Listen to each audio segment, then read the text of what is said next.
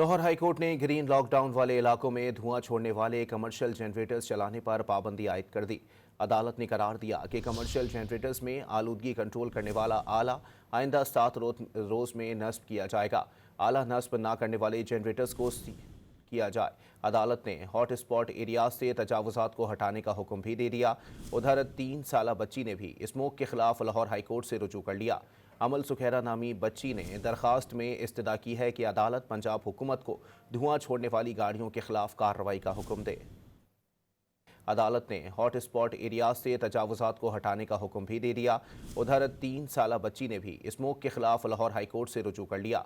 अमल सुखैरा नामी बच्ची ने दरखास्त में इस्तदा की है कि अदालत पंजाब हुकूमत को धुआं छोड़ने वाली गाड़ियों के खिलाफ कार्रवाई का हुक्म दे। अदालत ने हॉट स्पॉट एरियाज से तजावुजात को हटाने का हुक्म भी दे दिया। उधर 3 साला बच्ची ने भी स्मोक के खिलाफ लाहौर हाईकोर्ट से रुजू कर लिया।